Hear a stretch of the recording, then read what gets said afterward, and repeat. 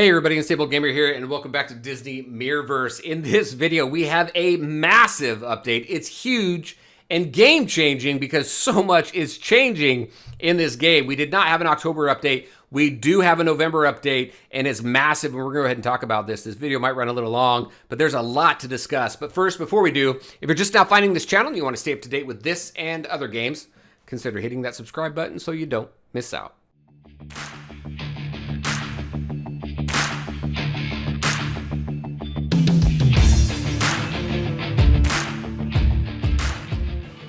All right, and welcome back. So it's been a little while since we've had an update. We did have the September one. We did not have one coming out in October, but we do have one coming out in November, and it's changing a lot of stuff up. We still do not have a release date for this. I'm guessing now that we're in November now that we're probably not going to see this game release sometime until 2022. I'm guessing, if I was to put just a shot in the dark, we probably won't see any of this game coming out if it releases in 2022, sometime in maybe Q3. We'll see if that happens. Q3, so that'd be what? July, August, September of next year. So we're probably a year out on this still. But they're doing a lot of good work behind the scenes. We're seeing constant updates coming out. We're seeing constant additions and changes to it. So let's go ahead and talk about that. All right. I hope I'm wrong about the launch date, but we'll find out. So right here, they're just first updated mode reward clarity. So they're talking about players tell us that it's unclear where to get different resources in the game. Story quests should be the primary measure of progression. Basically, what they're doing here is as we work through the different story quests, which are going to be reset once this goes out, everybody's going to have to start at the very beginning again. But you complete it once and that's it. They're removing repeat rewards. So there's no reason to go into story mode and refarm those for different resources and things like that. So that's what this is all about. And that's what this gets into. So we're going to have daily. So this says day 2. We got tank motes here that we can go ahead and farm. We got rank up diamonds here, and we have gold dailies there. So the dailies are going to look much different as we continue forward. That's going to be our primary source of farming motes, which lets us level up the skills of our guardians. All right. So with that, or not level up the skills, but level up our guardians.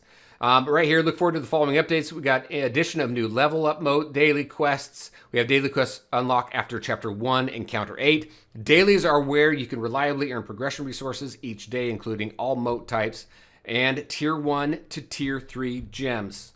Story quests are no longer repeatable. There are no restrictions to the main story encounters in all difficulties, with the exception of being only specific side encounters in certain chapters. So as you go through the main storyline, you do have these side encounters that you can go ahead and jump into. Hard difficulty, which is unlocked after completion of chapter 4 normal, will feature timed encounters and timed objectives in order to provide additional challenges there. We have an expert mode here, which unlocks after the completion of chapter 4 hard. Simpler, clearer one-time star rewards in story mode, earn books to upgrade talents, and in the update, Tower of Troubles. So that's getting updated. That's going to be the primary source of farming books.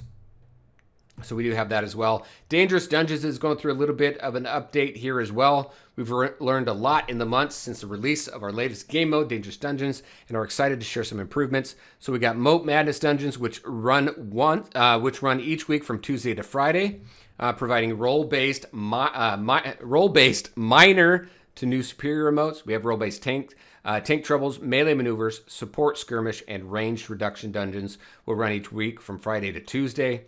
Players start each dungeon event with 80 dungeon energy and get an additional 40 dungeon energy each subsequent day of the event.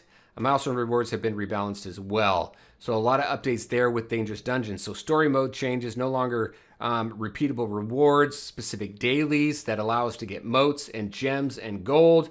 Then we go into the Tower of Troubles, which there's some updates there as well. Tower of Troubles has historically been one of the more challenging modes in the game, providing a measurement for players' progression and a challenge for even the strongest guardians.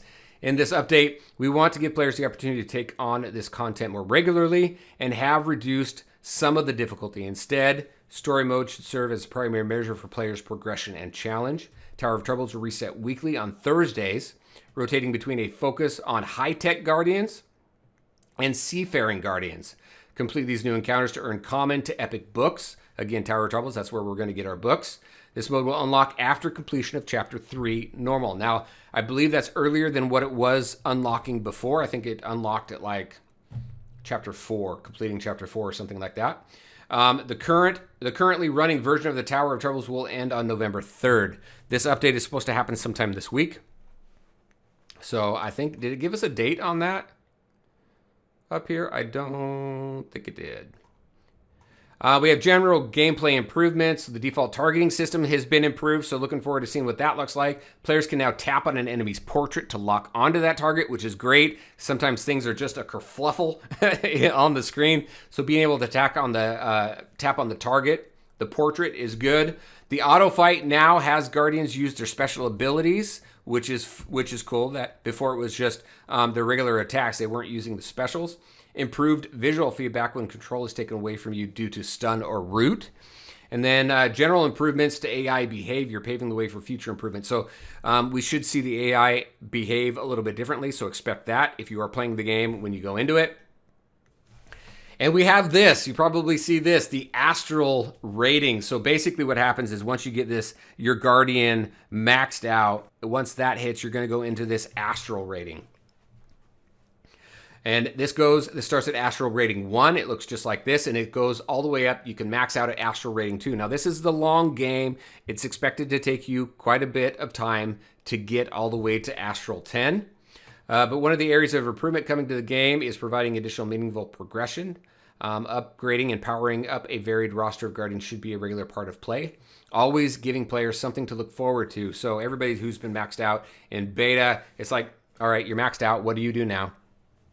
Other than leveling up your skills and stuff like that. So it just gives another level of progression there. All right, so star rating and astral rating right here provide a deeper progression for Guardians. Guardians have star rating from 1 to 5, the same as what's currently in the game right now. Then they'll have an additional 10 levels of the astral rating. Unlocking a duplicate Guardian will provide shards toward the Guardian's next astral rating. So something to keep in mind on how that works specifically. Guardians ranks and levels. You can see this. There's a lot right here, right? Guardians will have 10 ranks, each unlocking access to 10 more levels. Guardians will have 100 levels total, so max out there. Guardians must reach the maximum level available to them before upgrading to the next rank. For example, a Guardian must be level 10 before going to rank 2, which will allow you to get up to rank 20. So currently what's going on in the game right now.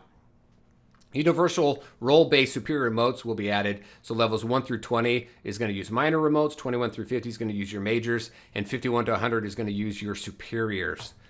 I am running through a lot of this. There is so much to talk about. I will have a link in the description below if you want to go here and take a look at everything that's changing in the game. But like I said, it is game changing. So much stuff is changing. The new player experience coming into the game feels like it's going to be much smoother. So we'll see kind of what all that looks like once this change goes into effect. All right, Guardian power has been adjusted across all levels. So from what I see here, Guardians will start at approximately 100 power level at max star rating. Astral ranking rank and level will be approximately 6,000 to 7,000 power. We should see some of that power level come down. Please note Guardians will see an overall reduction in their power level, so you'll see that right there. Quest content difficulty and expected team power for encounters has been adjusted as well. So as we go into this and we see some of the, if we were able to complete some of the more difficult content now, the end game content now, once this goes into effect, it's expected that we're not going to be able to complete that then. So there's been some adjustments there. So if you feel that you can no longer complete what you used to complete, that is intended. So keep that in mind. Also, ranking up Guardians no longer increases their attributes, and adjustments have been made to attributes provided by level. So again, ranking up Guardians no longer increases their attributes, and adjustments have been made to attributes provided by level. All right, so just something to keep in mind there as well. Guardian attributes here, we go into this. Whew, like I said, there was so much going on. This is like the largest update other than probably the update that happened last December, where it completely changed how the game looks and feels. So we have a lot of updates here. I'll just let you run through that. Stardust is going to change a little bit, provide players with some new choices. So role-based Stardust will be given alongside every Guardian unlocked from crystals. So instead of just a general Stardust, you're going to have specific Stardust specific to their roles. the role of Stardust. The role of Stardust received will match the role of the Guardian earned, so tank, support, healer, those types of things. Ranged, melee. These new startup types can be spent to unlock 3-star and 4-star Guardians in the Stardust Store. The Stardust Store is going to change a little bit from its current form, where it's going to have different heroes in there or Guardians in there that we can spend this role-specific Stardust on to go ahead and unlock them. What that rotation looks like, or if it's going to be a static roster in the Guardian Store, I'm expecting some sort of rotation, especially as new Guardians come out. But that is much different than what we have going on right now. If Guardian milestones will be adjusted to reward investment across a player's roster. So Guardians will have 20 milestones to achieve, and rewards have been adjusted. Milestones provide rewards such as avatar items, roll Stardust, crystals, orbs, signets, and other attribute bonuses. The attribute bonuses provided through Guardian milestones have been reduced to be in line with the Guardian power-up listed above. Some milestones require getting other Guardians of the same role to a certain level of milestone as well. So that's getting that whole revamp there. We got Guardian talents and signature abilities right here. So talent leveling for Guardians will be simplified. No changes are planned at this time for signature abilities. So that's going to look a little bit different. Talents will unlock at Guardian levels 12, 15. You can see right there. Signature abilities will be continued to unlock at 4 stars and signets. The signets you get with duplicate pulls. So we can go ahead and level that up there. We'll see what that looks like as we continue to progress and as this beta evolves, or this soft launch evolves. Objectives here. Journey objectives have updated rewards and new objectives added to introduce new players to various game modes. Achievement objectives have been updated in line with other balancing changes. Daily objective rewards have been adjusted and now only appear for players who have completed Chapter 1 Encounter 7. Whew! So much in this game. Wow, we're at 12 minutes, and we just finished up those notes. This is gonna go in effect starting November 3rd at 10 a.m. That's when all of this is going to happen. So let's see, these changes will be live in the next game update coming on November 5th. To implement these changes, a downtime of approximately 48 hours will be required. So 2 days without the game. And then that's how we're going to work. Players will keep the Guardians. Talent levels will be preserved if you're playing the game right now. Talents will be unequipped, so they'll need to be re-equipped. Guardian milestones will be reset. So keep in mind when you jump back in the game if you are already playing the game. And then there is compensation in here. I'm not going to go over the compensation, but you go ahead, you click the link below if you want to go ahead and run through that, especially for those of you who are currently playing the game. There is so much here. Again, this is massive. It requires 2 days downtime in order to go ahead and implement this. I'm going to even say, even with the 2 days of downtime, expect the possibility that it could go longer than being able to jump in there on the 5th. But I'm very curious, what do you think of all these changes with the game? Those of you who've been watching these videos and keeping an eye on this game, we've been in a soft launch period for over a year. I think we're probably going to hit about 2 years in soft launch before we see this game come out. I am constantly keeping an eye on the company's financials and their investor relation meetings and things like that to see if I can find some sort of an idea when this game will be launched.